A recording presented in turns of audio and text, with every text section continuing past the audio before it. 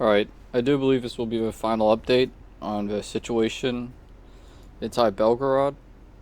I've gotten news that the Ukrainian forces have withdrawn from the region following a series of events. And I'll kind of explain those events quickly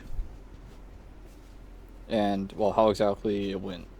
So, what happened a couple days ago was some members of a Russian Legion for Freedom crossed the border, advanced all the way up to the town of Griveron, and then at some point withdrew from the town.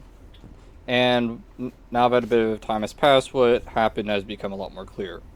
Basically, there was a first group that went in, punched through the Russian defenses, and advanced to Griveron, managed to capture the center of the town, and then blew up a bridge.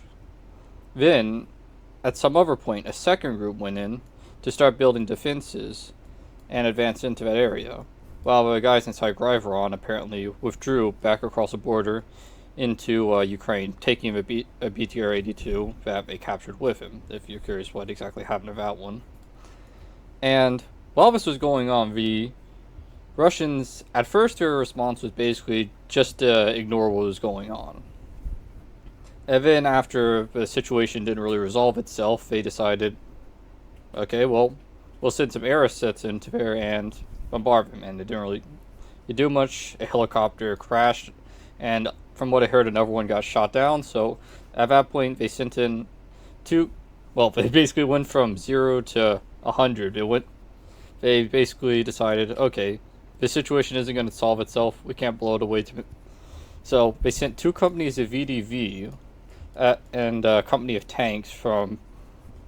I think the companies of VDV were from Donetsk and the tanks were from Belgorod. And they attacked there, and there was fierce fighting. And from what I understood, they got stopped near Glotovig. And then some more reinforcements were sent in. The Russians sent special forces directly from where's Moscow?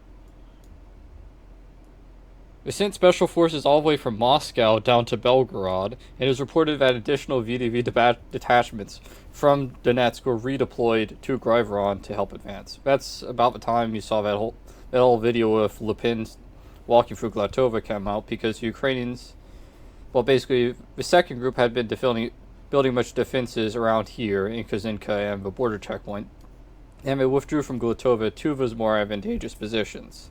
Le Pen made that whole video walking around Glatovi, all the propaganda nonsense, and all the forces that the Russians arrayed were basically getting ready to attack. But the Ukrainians made a show of force, and they waited 2 hours before they attacked, and by the time they reached their positions, the Ukrainians had already retreated across the border. So they basically positioned all those special forces troops, some of their best troops in the area, and by the time they got there, the Ukrainians just up and left. But that doesn't mean the Ukrainians didn't have any losses. From what I understand, the losses were fairly minor, but there was one thing where basically a drone was recording the Ukrainian forces while they were positioning troops in this area. So 2 MRAPs were destroyed here, and a Humvee and some other vehicle was destroyed inside an aerial attack using a Fab 500 bomb. But outside of that, the Ukrainian losses were fairly minor, and Russian losses seems to have not been significant either. They lost 1 BTR to 4 Ukrainian vehicles, but that's kind of the conclusion of the situation. It seems that the Ukrainians kind of Russians on behalf of the Ukrainians crossed into Russia, made a big show of force, advanced through the center of Griveron, and then, I mean, judging by the actions of a second group, it looked like they're going to fortify in the area, but I don't think the first group left too early. I think if you saw my previous videos, they said that they could very easily establish a powerful defense perimeter like that. And if the first group hadn't withdrawn so early, I think they had a very good chance of doing that. They reached the bridge at Griveron. They had captured the center of the city. All they had to do was just push a little forward, and you see the area here. There aren't a lot of roads that lead to this. If they had committed a little more to that attack, they could have very easily taken the rest of Griveron, and maybe even pushed over here. They could use the urban settlement as a defensive position. They could leverage the river to restrict the directions the Russians can attack from. we could build better fortifications, but instead, for some reason, the first group was quickly withdrawn back across the border, and the second group was sent in to build fortifications before powerful positions had been established.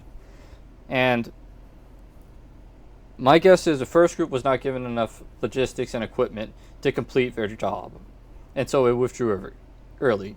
Either that or they given orders to withdraw early inside a move which I would consider to be very poor decision making, and as a result, when the second group came in, they basically were given subpar defensive positions to fortify, and so whenever the pressure actually came on, they were forced to withdraw before anything major happened. So yeah, that's how this whole Belgorod situation ended. A bit underwhelming, to be completely honest, but it did make a big splash, and it did force the Russians to deploy somewhere around a battalion of special forces and an entire tank company to the area, so it's not nothing, you know.